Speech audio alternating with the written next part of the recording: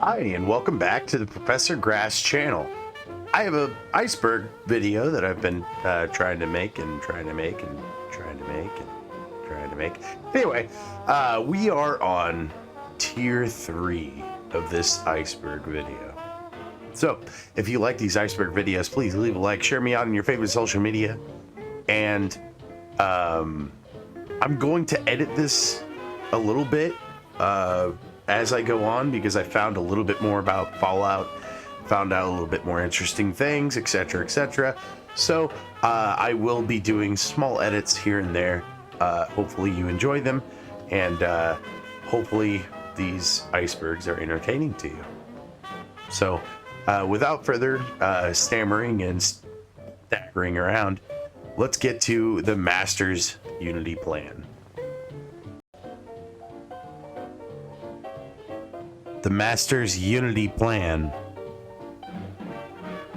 The Master's Unity Plan, central to Fallout in 1997, was the vision of the Master, originally Richard Gray, to transform humanity into a single perfect race of super mutants, using the forced evolutionary virus. This plan aimed to eliminate human inequalities and conflicts by creating a unified race better adapted to the wasteland. However, it was flawed due to the super mutant sterility, and the Vault Dweller ultimately destroyed it in 2162. Background and goals. The Master believed that human differences caused wars and nuclear apocalypse, so he sought to uplift humanity into super mutants, removing these divisions. This plan involved converting humans at the Mariposa military base and using the children of the cathedral as a front to spread the ideology. Key events and flaws. The plan began in the Master's accidental mutation in 2102, with the first super mutant created by 2103. By 2137, the Unity was a military force, and by 2155, it used Volts like the LA Volt for conversions. The critical flaw discovered by the Brotherhood of Steel was that super mutants were sterile, making the plan unsustainable. Legacy and impact. After the Master's defeat, super mutants splintered into groups like Gamoran's Army and Jacobstown, with some seeking coexistence. The New California Republic later passed anti-discrimination laws, reflecting the plan's lingering influence. The Master's Unity Plan is a cornerstone of the Fallout franchise, particularly in the first game, Fallout 1997. It embodies the series' themes of survival, mortality, the post-apocalyptic adaptation. This section provides a comprehensive examination of all the following known facts, hidden secrets, and creators' intent, drawing from authoritative sources such as the Fallout Wiki, Wikipedia, and fan discussions. The Master, originally Richard Moreau, later Richard Gray, was a scientist, exiled from Vault 8 in 2092 for murder. His transformation into the Master occurred in June 2102 after falling into FEV vats at the Mariposa military base, granting him enhanced mental capacity and the ability to assimilate other beings. This event marked the genesis of the Unity, initially conceived as means to assemble all life into a single biomass, as noted in early logs of the Master. By 2103, the first successful super mutant was created, with a conversion success rate of 15 to 20%, half of whom joined the Unity's army. By 2137, the Unity had evolved into a military political organization, focusing on figurative unification through super mutants rather than literal assimilation. The Children of the Cathedral, founded in 2152, was led by Morpheus, served as the public face, spreading his ideology of peace while secretly preparing mass conversions. In 2155, the discovery of Los Angeles Vault, Vault 87, provided a key base for operations for the Master, and using it to acquire radiation-free humans for conversion.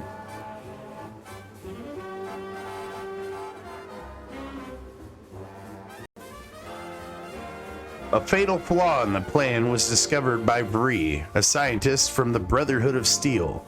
All super mutants are sterile, meaning they can't reproduce, rendering the Unity unsustainable long term. This was used by the Vault Dweller to convince the Master to commit suicide or destroy him in combat. The Unity was ultimately dismantled when the Vault Dweller detonated a nuclear device at Mariposa on April 20th, 2162. Following the Master's defeat at the Cathedral on March 3rd, 2162.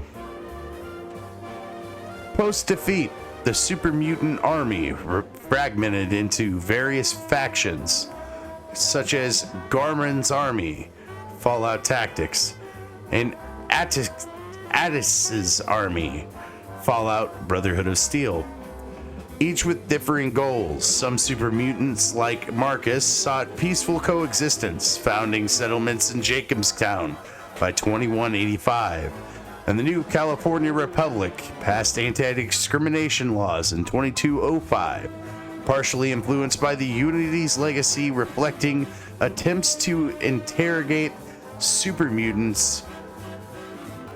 Party influenced by Unity's legacy, reflecting attempts to integrate super mutants into society. Unity legacy.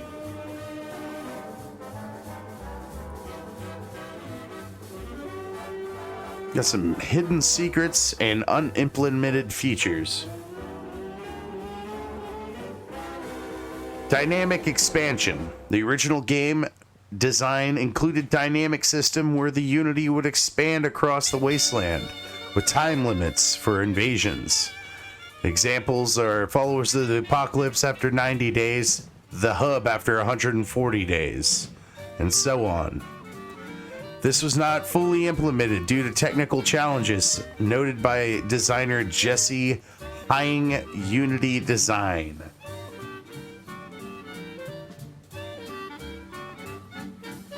Psionic warfare. The Master experimented with FEV to create psychics, resulting in 4 terminally insane mutants sequestered at the LA Vault. Nuclear weapon. The Unity possessed a nuclear device under the Cathedral, with the arming key at Mariposa intended as a last resort but never used nuclear weapon. Master's integration. Master's body was physically integrated into the LA Vault, with tendrils spreading throughout, making the central nervous system in the Overseer's chamber vulnerable. Early vision. Initially, in 2102, the Master planned to absorb all life into the unified biomass, a concept abandoned by 2137 for the super mutant army approach. Creators' intent and moral ambiguity. Creators of Fallout, including Tim Kaine, Leonard Boyarsky, and Scott Benny, designed the Master as a complex, morally ambiguous figure. According to Benny, the Master's backstory as a well-intended hero was meant to hit the player with an emotional sledgehammer, emphasizing the game theme of moral choice, creator intent. The Unity plan was presented as a potential solution to the Wasteland's problems, with the option to join the Unity, non-canon ending of course, highlighting player agency. The Master's persuasive motives, believing super mutants could save humanity from radiation and war, challenged players to consider whether his methods were justified, despite their oppressive nature.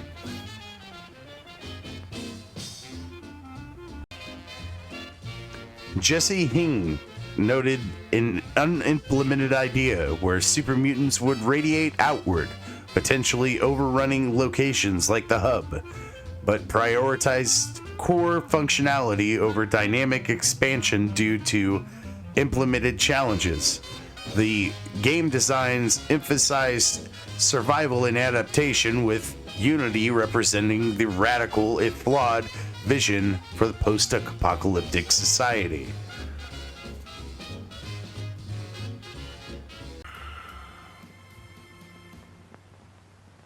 Big Mountain and the Think Tank. Big MT, or Big Mountain Research and Development Center, was a pre-war scientific research facility and defensive contractor located in the American Southwest, near California State Road 127 and west of the Mojave Desert. It appears in Fallout New Vegas add-on Old World Blues and is mentioned in other add-ons like Dead Money and Lonesome Road. Built inside a cave system under a mountain, it was known for its groundbreaking and often unethical research, conducted without moral or technical restraints. A catastrophic experiment at the Y0 Research Center vaporized the mountain, leaving a giant crater and exposing the facility, now called the Big Empty. Big Mountain developed key technologies such as Saturnite alloy, hazmat suits, cyberdogs, advanced stealth suits, holograms, hibernation chambers, securitrons, and collars. However, it also created dangerous creatures such as Cazadors, Night Stalkers, and mutagenic plants, as well as toxins like the Cloud. Its practices were deeply unethical, involving experiments on living humans, both American volunteers and Chinese American detainees. And it operated a concentration camp called Little Yangtze, along with projects like Project Hare, Assassins, and Project Burke, exhuming bodies. By 2281, the player arrives. Big MT is a bizarre and hazardous environment, with its scientists' minds wiped and the area overrun by its own creations, blocked by trade routes crucial for factors like Caesar's Legion.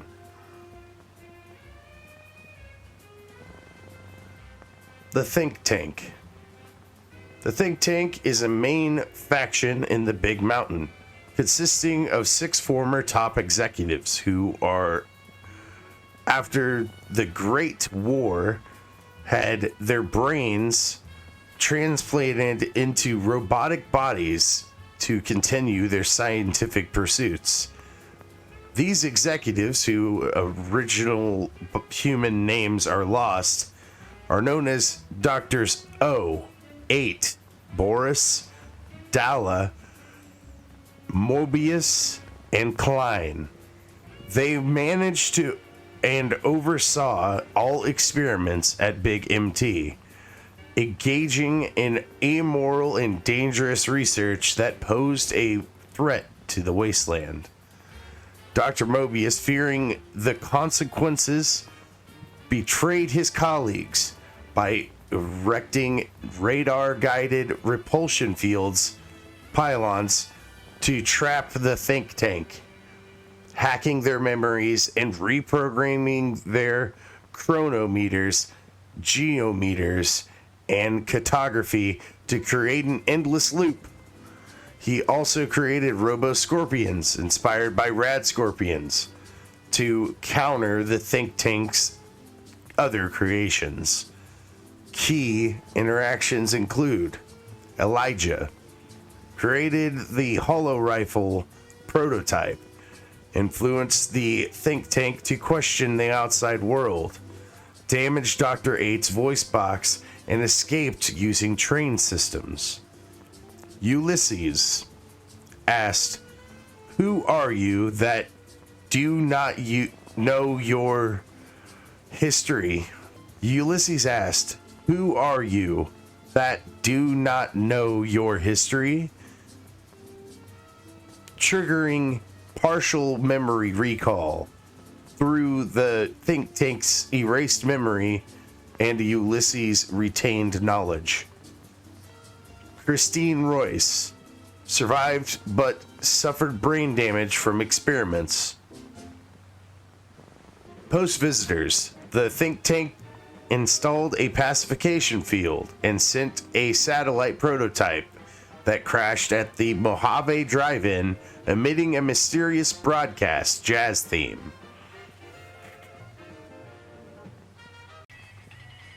Pipes in Big Mountain. These can be traversed to avoid enemies, but are booby-trapped, with frag mines offering a risky but strategic gameplay element. Perimeter teleportation. Venturing beyond Big Mountain's perimeter teleports the player back to the sink balcony. Doing this twice completes the outer space challenge without health penalty, providing a unique gameplay reward.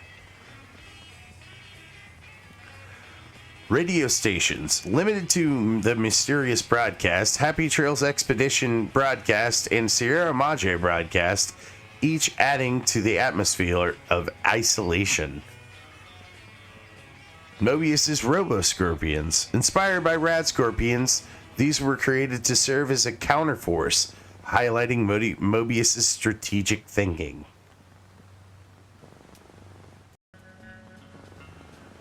The think tank was created by Chris Avallone, serves as a commentary on the dangers of unchecked scientific ambition and the loss of humanity. Their transformation into brain bots and their endless, often unethical experiments illustrate the theme of scientific obsession, leading to moral degeneration and isolation. Avallone's design was inspired by concepts from earlier Fallout projects such as Boulder Dome from Van Buren, and was intentionally vague in location per Joshua Sawyer, enhancing the mystery inspiration. The moral ambiguity is evident in the player's interactions, with options to spare or destroy the think tank, reflecting the game's choice and consequence.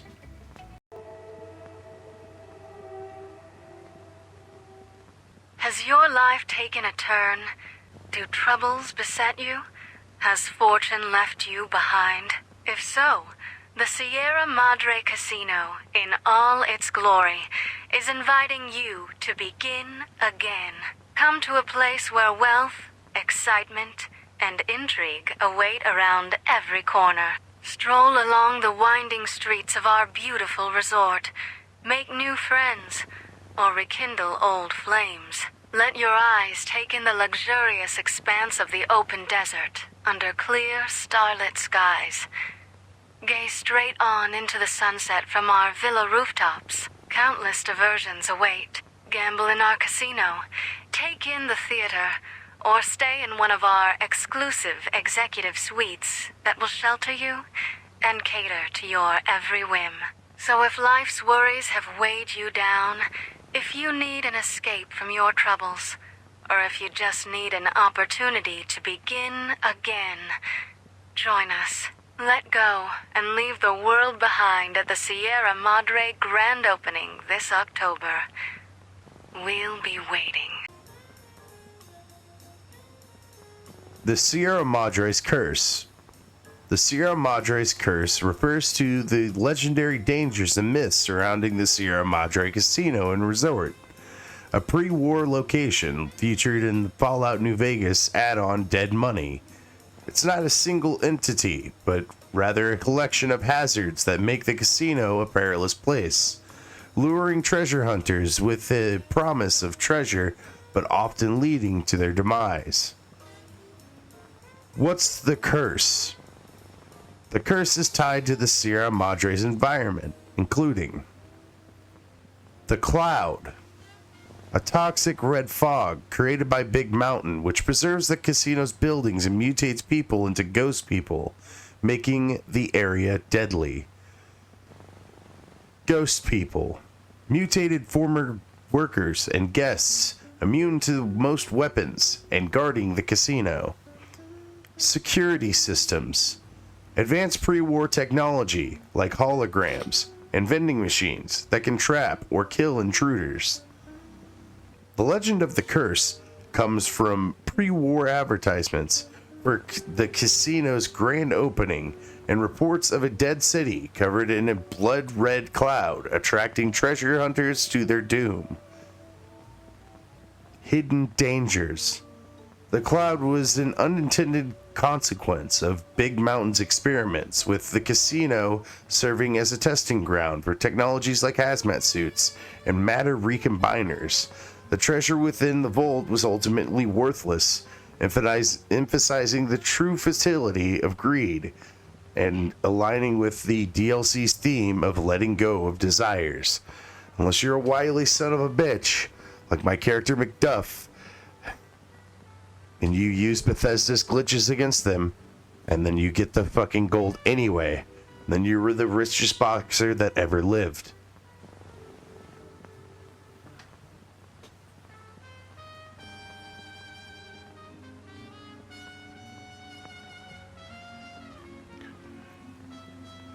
Chris Avallone, the writer, intended the curse to be a cautionary tale about dangers of greed and the pursuit of wealth, reflecting the poker term dead money, money at a risk or only claimable by the winner.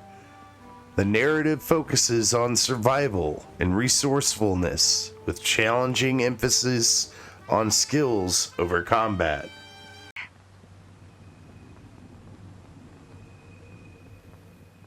Everyone, please, may I have your attention? Guests and residents of the villa alike, I ask you to step outside and look to the night sky. It's the moment you've been waiting for, the reason we're all here.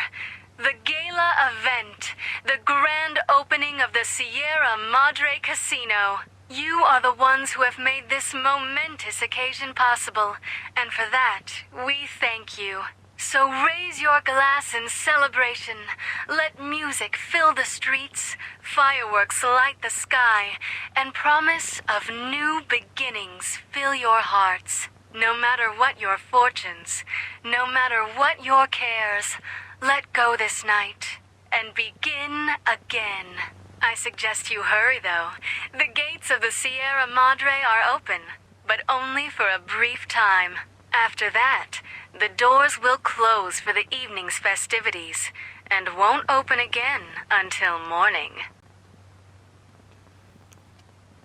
The Sierra Madre, located in the American Southwest near the Grand Canyon, was a pre-war casino and resort designed by Frederick Sinclair, intended as both a luxury destination and a fallout shelter. Constructed east of the Mojave Desert, it was never opened due to the Great War, with its state-of-the-art security systems locking it tight, preserving it in time. The casino is composed of a villa residential area and the resort and casino built above it. with the entire complex becoming a mythic city of gold in the wasteland, rumored to hold immense treasure, but also shrouded in peril. The Sierra Madre's curse is not formally defined term in the game, but is mentioned by Father Elijah in the Dead Money intro as legend and collection of curses, describing it as a place of lying in the middle of a city of dead, a city of ghosts buried beneath a blood-red cloud, a bright, shining monument luring treasure hunters to their doom. This legend stems from the pre-war advertisements of casino's grand opening and the deadly environment that developed post-war, attracting prospectors and scavengers to their deaths.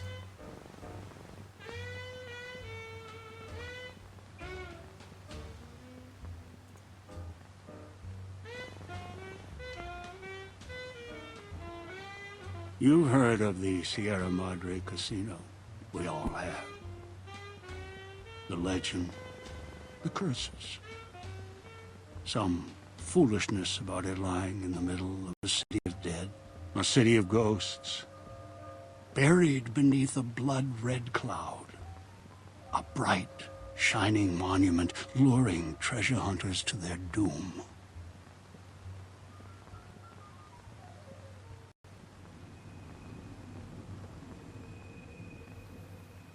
Wait a moment.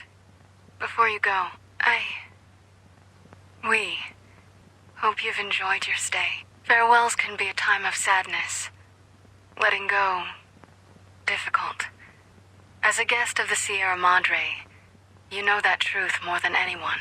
Frederick Sinclair believed one's life could be made anew every day. That fortunes were more than the wealth in your hands. Love. Life. Family, those to care for, and those who will care for you. To those who know these joys, the Sierra Madre holds little they don't already have. Out in the world, beyond these walls, that is your chance to begin again. I hope you'll return, in happier times. Until then, the Sierra Madre and I will hold you in our hearts.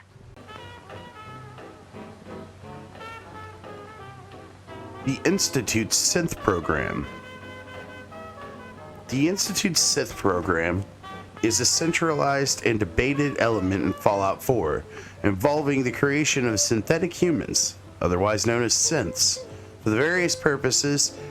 Here's a breakdown for easier understanding of them. What are synths? Synths are artificial beings made by the Institute, a secretive group in the game's post-apocalyptic world, where there are 3 generations. Generation 1, mechanical, skeleton-like, used for basic labor. Generation 2, have artificial skin, used for maintenance and scavenging. Generation 3, biological, nearly indistinguishable from humans, used for espionage and as servants. Gen 3 synths have a hidden implant for programming, can't age normally, and many don't know they're actually synths, living with pre-programmed memories. Why were they created? Evidence towards the Institute wanting to create the perfect machine modeled after humans to advance their technology.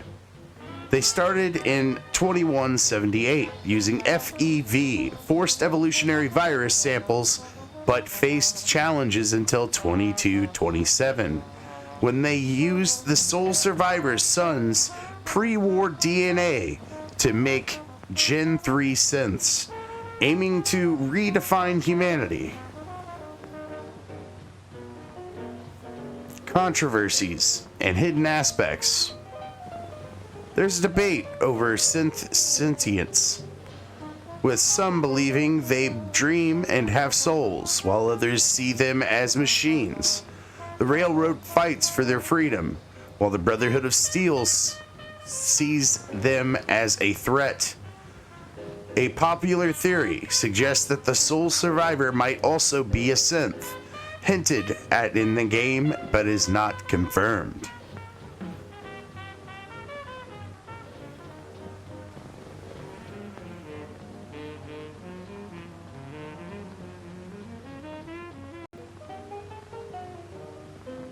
The Institute, founded in 2110 by survivors of the Commonwealth Institute of Technology, CIT for short,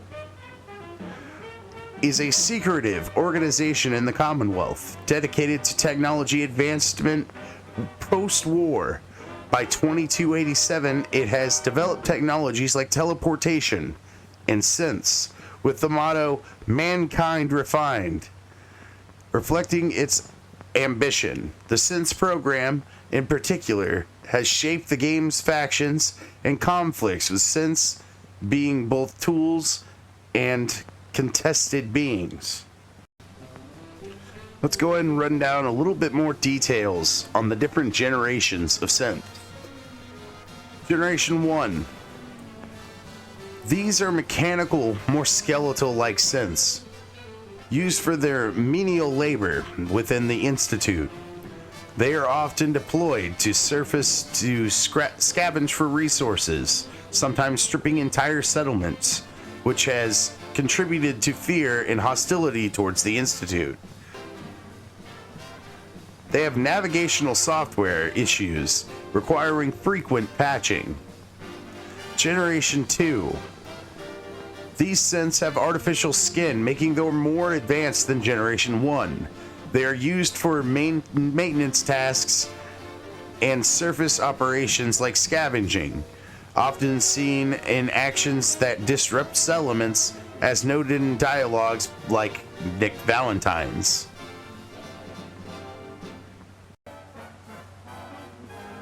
At that time, the year 2227, the Institute had made great strides in synth production, but it was never enough.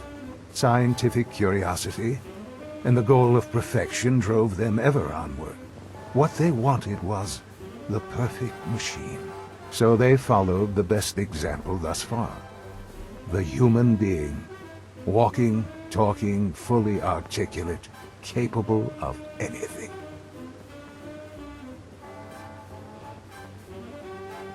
That was from Father.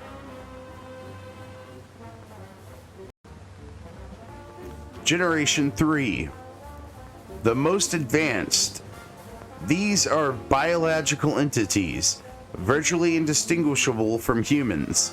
They are constructed from lab-grown tissues and born as adults, with neurological implant for programming that is undetectable and irremovable without causing death.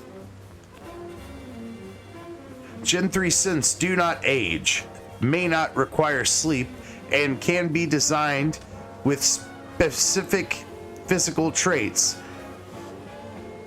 Example, Mayor McDonough was designed as obese. They are primarily used for espionage, abducting and replacing Commonwealth residents, and as servants within the Institute. Gen 3 synths serve as covert workforce, infiltrating communities to gather intelligence and maintain the Institute's control. They are also used for experiments, with the Institute rationalizing these actions as necessary for their survival. Synth Retention Bureau, SRB, tracks rogue synths using elite Gen 3 synths called coursers for recapture, and watchers, synthetic crows with cameras for surveillance.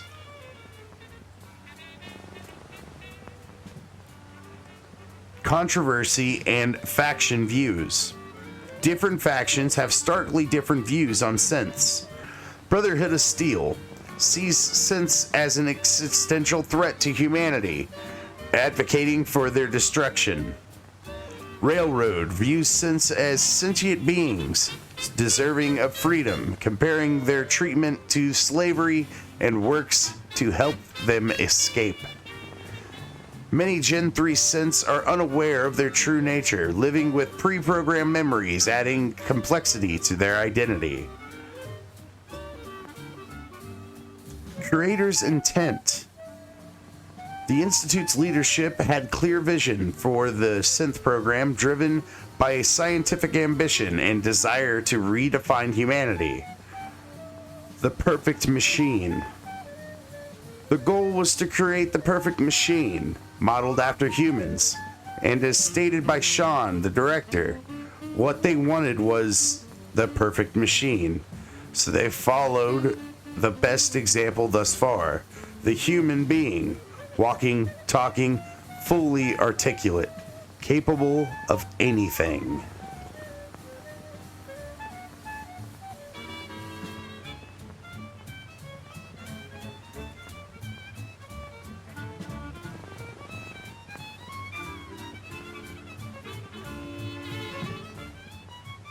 At that time, the year 2227, the Institute had made great strides in synth production.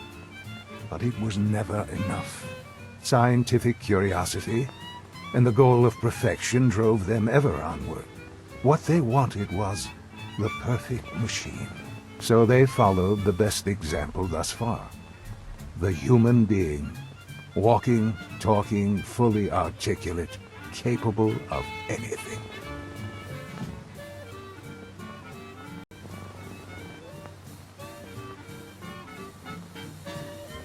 Historical development. Research into synthetic organics began in 2178 using FEV samples despite ethical objections from some members of the Institute Bioscience Department. This involved abducting Commonwealth residents for mutation, tracking reflecting the Institute's utilitarian approach.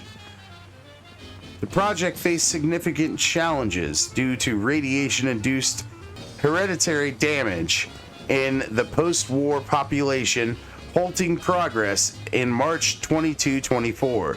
However, in 2227, the Institute acquired Sean, the sole survivor's son, who had undamaged pre-war DNA. This DNA became the foundation for Gen 3 synths, led by Dr. Walter, aiming to create a family of synthetic beings. The vision for synths. The Institute's leadership, particularly Sean, envisioned synths as means to potentially replace or augment humanity, ensuring that the survival and advancement of their visions of mankind redefined. There is also a theory, supported by community discussions, that synths were seen as a way to repopulate the world with genetically pure life forms, given radiation-induced infertility risks.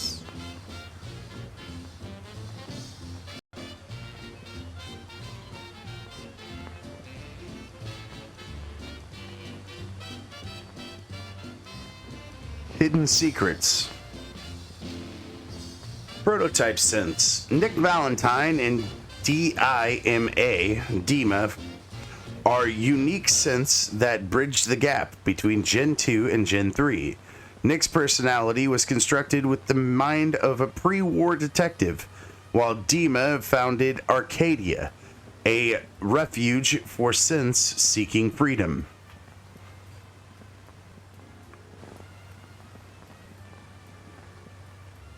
Sentience of synths. There's a debate within the Institute about sentience of synths.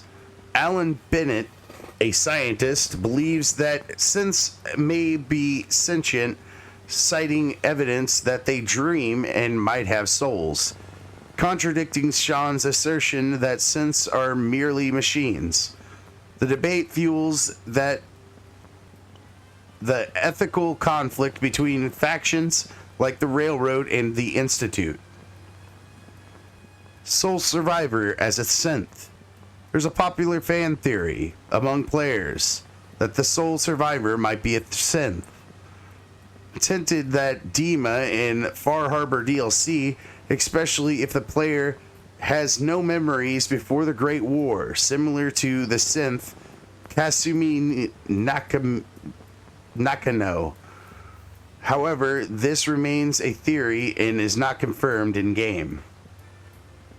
Cut content from the game reveals that the Institute planned to phase out Gen 1 and 2 synths in favor of Gen 3, relegating mechanical units to surface duties.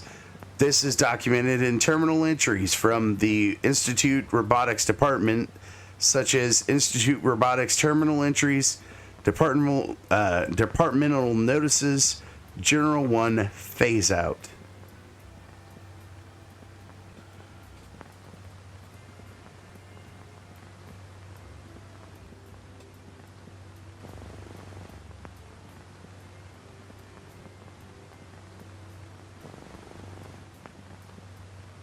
The Institute's broader actions. The Institute has engaged in numerous secretive and often ruthless activities, including the Broken Mask incident in 2229, where defective Gen 3 synth caused chaos in Diamond City, vilifying the Institute. The massacre of CPG, Commonwealth Provisional Government.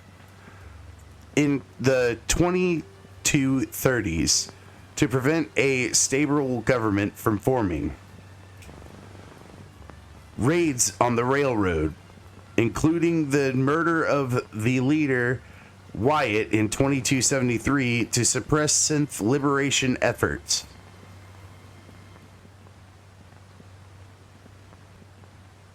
The SRB is responsible for tracking and recapturing rogue synths. They employ coursers, elite Gen 3 synths, selected for their tenacity and independence, who are trained in combat infiltration and tracking. Synths can be recalled via code, with memories wiped if they go rogue, and often disposed of if repair fails.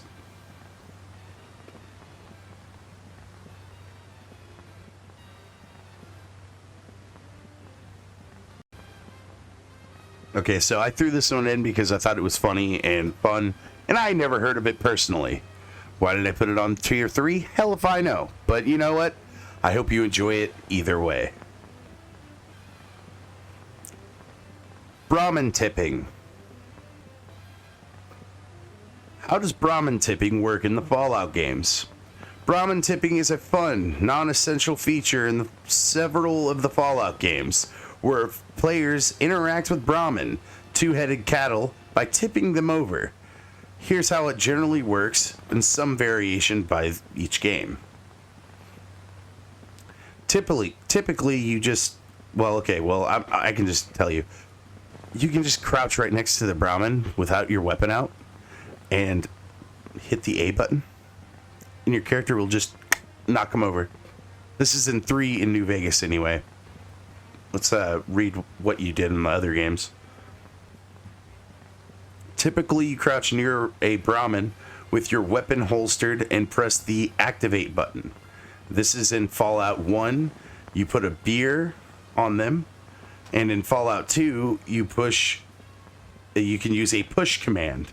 So, what the fuck? You can use beer on them. Okay, I did not know that. So in Fallout 1, you can get them drunk, apparently. And in Fallout 2, you can use the push command to push the Brahmins. That's funny. So it's been in there since 1. So 1, 2, 3 in New Vegas definitely have it. That's hilarious. It's also in Tactics, but it's not in Fallout 4. But some brave fans out there modded in tipping in Fallout 4. So you can go tip your Brahmin today.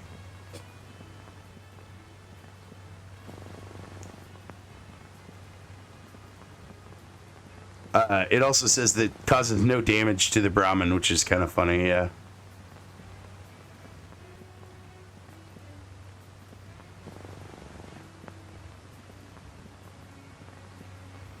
In Fallout 3, if you tip the cow too much, you tip the Brahmin too much, it will result in the Brahmin's death, allowing players to loot the corpse for items like the Brahmin steak. Tipping does not affect the player's karma, and no characters or creatures become hostile.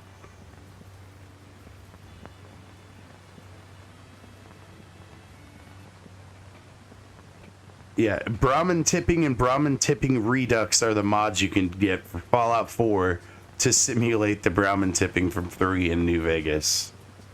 So go tip your Brahmin today.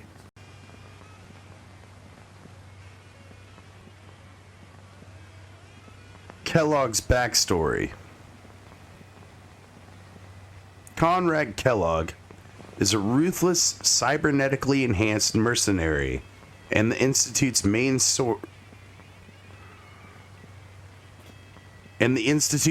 surface operative in the Commonwealth by 2287.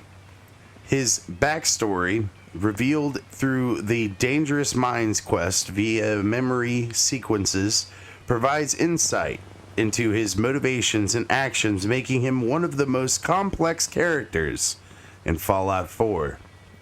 This analysis, as of today,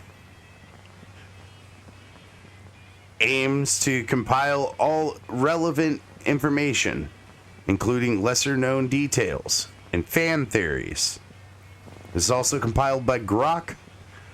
You clicked on the video, you already know that, but I figured I would let you know again, because Grok let us know that he's compiling things for us. Kellogg's life is marked by trauma, survival, and loss, shaping his role as a hardened mercenary. Early life and family dynamics. Born in around 2179 in the West Coast, in one of the settlements that would later become part of the new California Republic. Kellogg grew up in a dysfunctional and improvised household. His father was an abusive alcoholic, unreliable as a provider, while his mother was cynical but loving, relying on Kellogg for support. She taught him harsh lessons that relying on others was foolishness, and the only things he could depend on were himself, his gun, and his will to survive. This upbringing led Kellogg to run away from his home as a child, fleeing not just abusive home life, but the guilt and humiliation of being unable to protect his mother and from his father's violence. This early trauma set the stage for his later life as a survivor in the wasteland. Haven't you been paying attention? You don't find the Institute. The Institute finds you.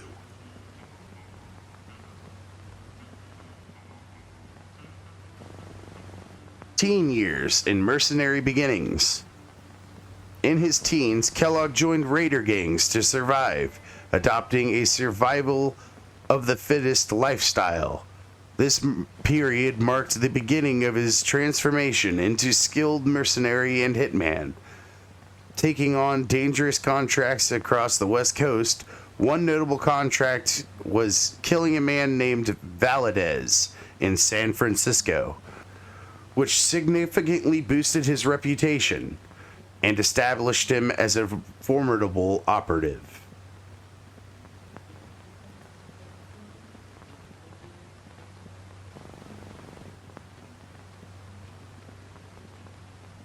He also worked as a guard for the Shi, a faction in San Francisco, further solidifying his status in the region's underworld.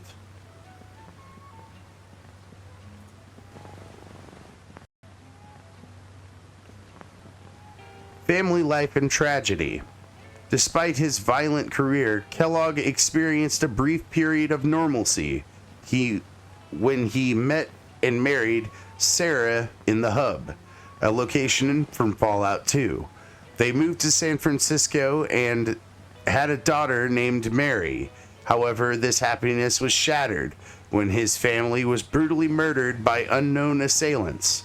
Seeking vengeance, Kellogg killed those responsible, but in the act brought him no peace, leaving him more broken than before. This tragedy was a pivotal moment, hardening him further and contributing to his cold, detached demeanor as seen in Fallout 4. Move to the Commonwealth and Institute recruitment. After losing his family, Kellogg traveled east to the Commonwealth, settling in Diamond City. His frequent interference with the Institute's operations drew their attention, leading to a confrontation where he defeated an Institute assassin sent to kill him. Impressed by the Institute's technology, Kellogg joined them, becoming their primary surface operative. His role involved handling their interests in the Commonwealth, including the abduction of Sean, the sole survivor's son. Key facts about Kellogg. Age and appearance. In 2287, Kellogg was biologically 108 years old, but appeared much younger due to cybernetic enhancements provided by the Institute.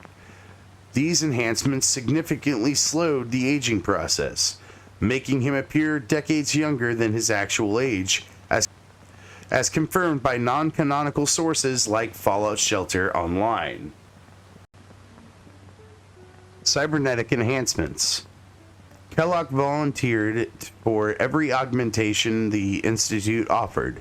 Feeling he had nothing left to lose, these enhancements made him barely human, extending his lifespan and enhancing his combat abilities, such as using a stealth boy and throwing multiple grenades in battle. Role in quests. Kellogg is central to key quests in Fallout 4, including War Never Changes, Reunions, and Dangerous Minds. His actions, particularly the abduction of Sean and the murder of the sole survivor's spouse, drive the game's main narrative. Voice actor in development. Kellogg was voiced by Keith Farley, who recorded the dialogue over a year and a half without initially knowing it was for Fallout 4. Farley's performance, inspired by Seton Kellogg from Buck Rogers in the 25th century, added to the depth of the character. With recordings spanning a significant period, the voice actor who didn't know he was working on Fallout 4 by Eurogamer. That's where the source was from.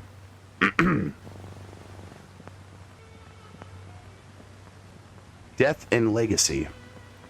Kellogg is defeated and killed by the sole survivor, Nick Valentine, in Dogmeat at Fort Hagen in 2287. His death reveals that Sean was taken to the Institute, settling the stage for the game's main quest and highlighting his role as a pivotal antagonist.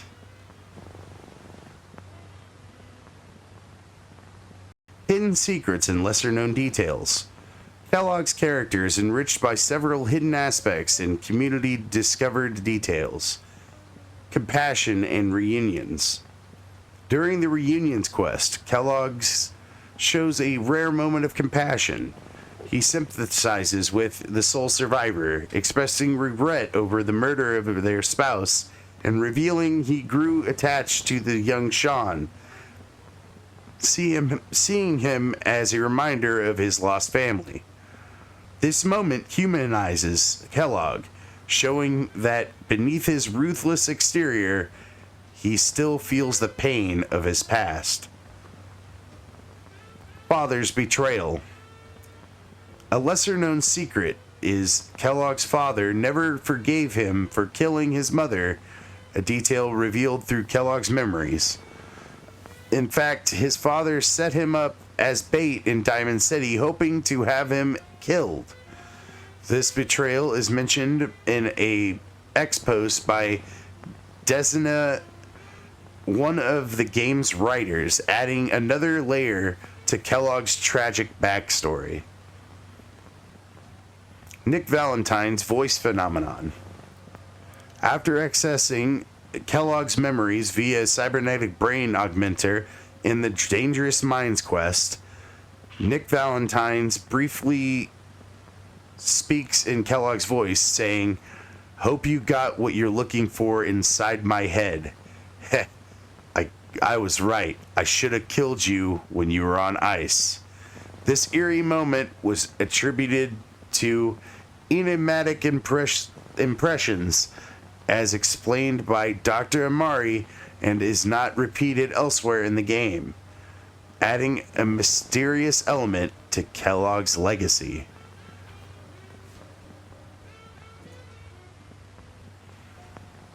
West Coast references and speculation. Kellogg's memories and Dangerous Minds include references to major West Coast locations and factions from earlier Fallout games, such as the Hub, the NCR, and the She. These references serve as a nod to the series' history to connect Fallout 4 to its predecessors. Some players speculate that these references might hint to a future Fallout game set in the West Coast, though it remains unconfirmed. The name Valadez, mentioned as someone Kellogg killed in San Francisco, has sparked speculation.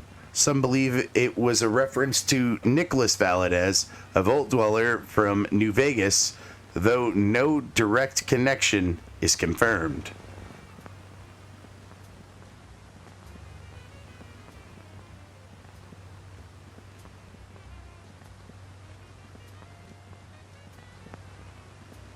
Ethically, Kellogg's actions, such as the murder of the sole survivor's spouse and abduction of Sean, are controversial, but his backstory provides context, showing him as a product of the Wasteland's tragedies. This complexity fuels debates on whether he could have been spared or recruited, with mods like Depravity allowing players to explore alternate outcomes. From Reddit, they have a Fallout 4. It's where they got the deal for that, I guess. In conclusion, Conrad Kellogg's backstory is rich tapestry of drama, survival, and loss, making him a memorable and complex character in Fallout 4. From his abusive childhood and mercenary career to his family tragedy and eventual role with the Institute, his life reflects a harsh reality of a post-apocalyptic world. Hidden secrets such as his moments of compassion and the West Coast ties add depth, while community speculations on Fallout 5 keep the legacy alive. The report provides a comprehensive overview, ensuring all the details of lore and community discoveries around Grok compiled for us as of today.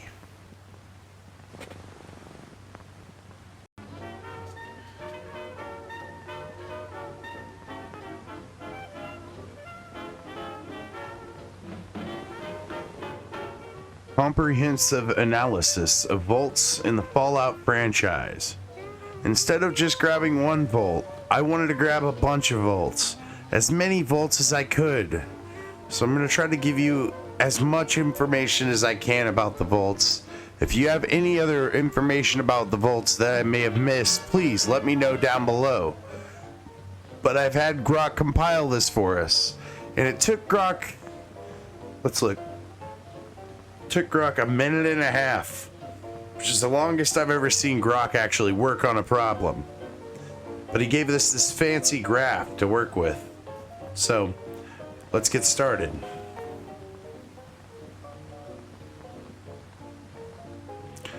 This detailed report explores all known vaults in the Fallout franchise, covering facts, hidden secrets, and the creator's intent, drawing from authoritative sources such as the Fallout Wiki, community discussions, vaults, and vaults are a cornerstone of the Fallout universe, blending survival with ethical dilemmas.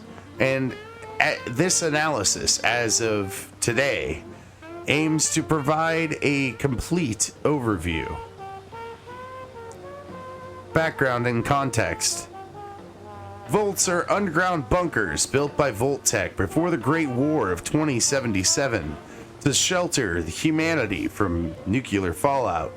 Officially marked as safe havens, they were secretly a part of the grand social experiment orchestrated by Vault-Tec and the United States government, specifically the Enclave. These experiments tested human behavior under extreme condition with data intended for post-war survival or even colonizing other planets. The Fallout series, Fallout 1, Fallout 2, Fallout 3, Fallout New Vegas, Fallout 4, Fallout 76, and the TV series features numerous vaults, each with unique purposes and outcomes. There were over 100 vaults built across the United States. Not all of them have been detailed in the games and TV series, but we're going to give you a comprehensive list of the known vaults right now.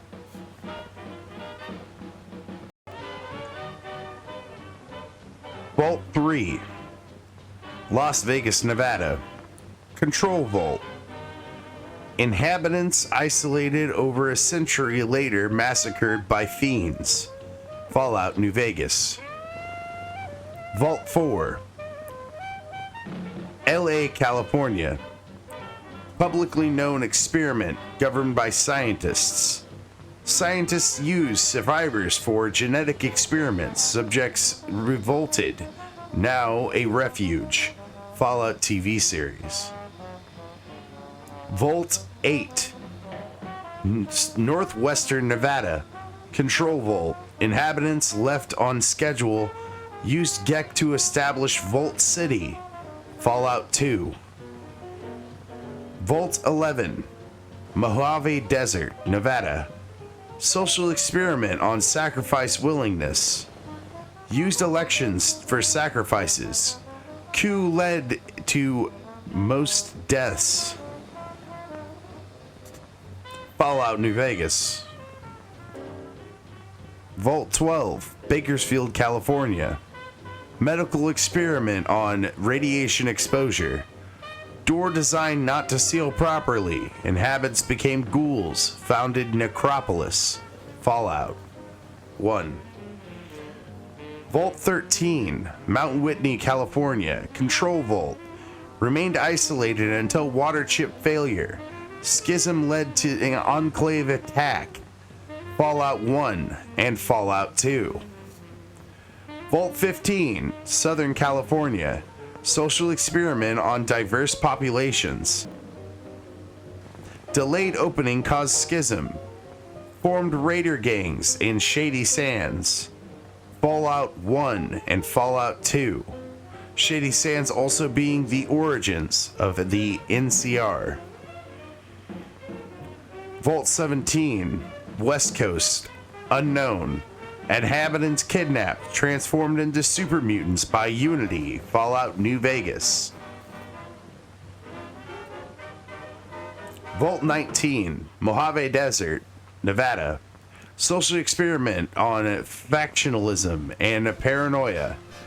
Divided into blue and red sectors. Subliminal messaging caused psychosis. Occupied by powder gangers. Fallout New Vegas. Vault 21, New Vegas, Las Vegas, Nevada. Social experiment on excessive gambling. Stable until 2274. Robert House won it in a blackjack. Converted it into a hotel. Fallout New Vegas. Vault 21, Mojave Desert, Nevada. Research on genetically modified crops. Fungal infection turned inhabitants into spore carriers. Fallout New Vegas. Vault 29, West Coast. Social experiment with rich, obnoxious teenagers. No specific outcome mentioned. Fallout 76. Vault 31, Los Angeles, California. Social experiment. Bud Askin's pet project for loyal Vault-Tec employees. Cryogenically preserved executives remains functional in 2297. Fallout TV series.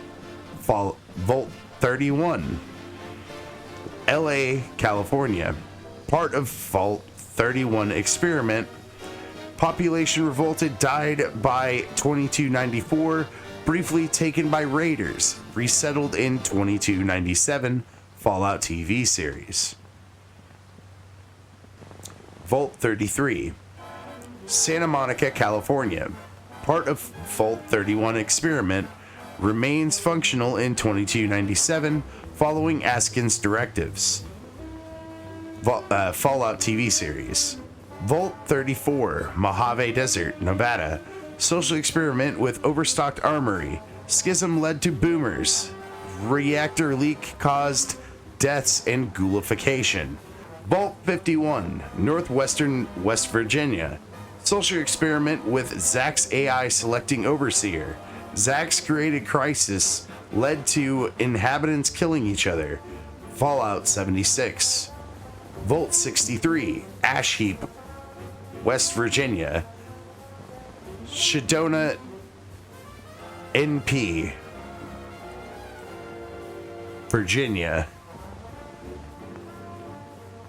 Personal project of Hugo Stolz for post-war tech development. Unfinished dwellers mutated into ghouls, creating storms, and active among survivors. Fallout 76. Vault 75. Malden Middle School, Maryland. Eugenics program to breed perfect soldiers. Test subject revolted, later occupied by gunners. Fallout 4. Vault 76, north of Flatwoods, West Virginia. Control Vault. Inhabitants rebuilt Appalachia. Eradicated scorched plague. Fallout 76.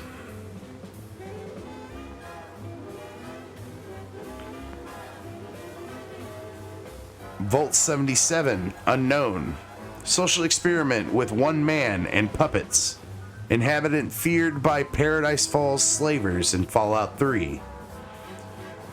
Vault 79, north of Dolly Sods Wilderness, West Virginia.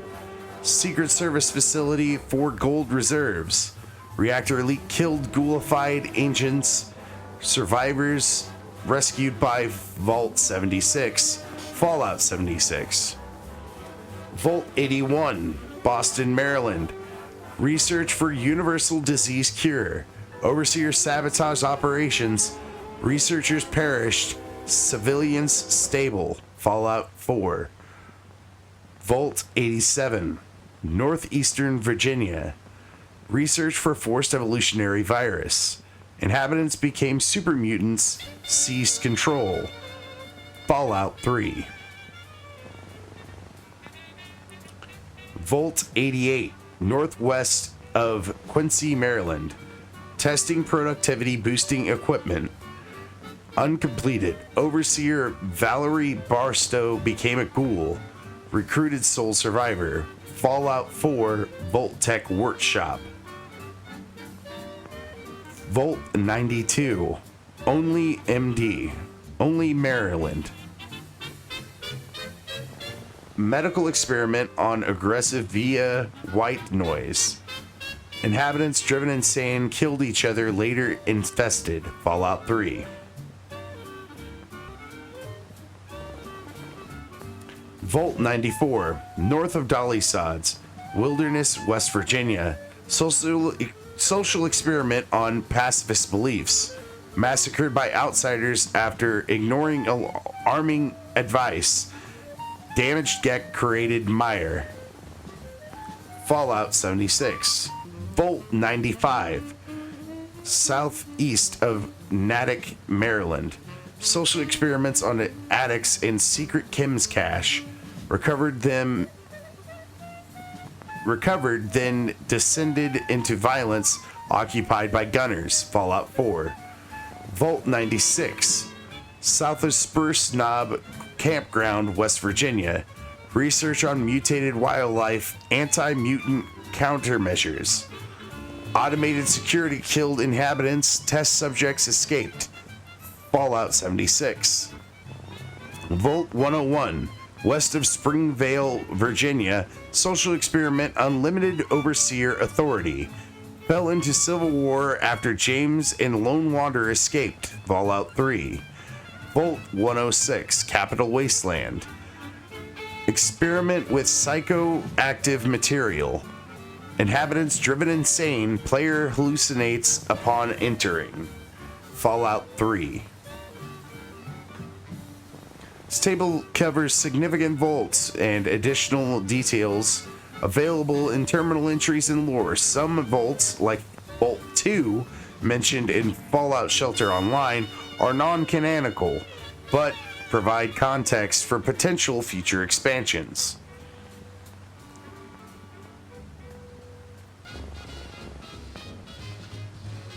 The game creator's intent.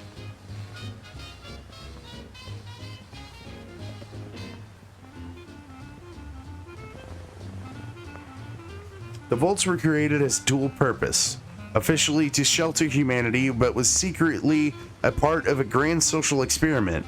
The intent was revealed in lore, was to gather data on human behavior under extreme conditions for the Enclave's long-term survival plans. Social experimentation. Each vault had a unique experiment, from testing governance, Vault 11, to addiction, Vault 95, to study human resilience and adaptability. This is evident from terminal entries in the Fallout Bible, which detail Vault-Tech's collaboration with the government. Control vaults. A few vaults, like Vault 13 and Vault 76, were designed as control groups to provide a baseline for comparison, ensuring data and accuracy for experiments. Enclave's long-term plan.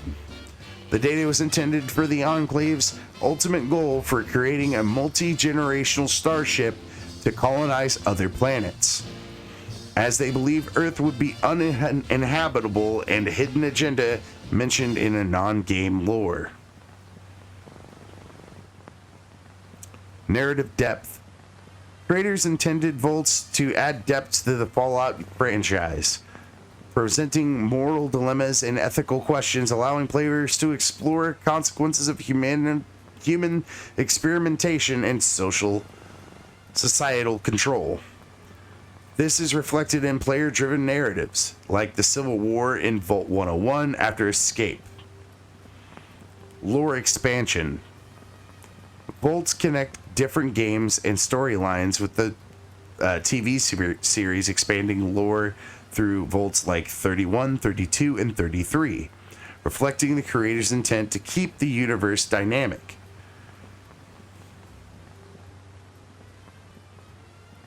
In conclusion, the vaults of the Fallout franchise are a rich tapestry of survival, experimentation, and ethical dilemmas.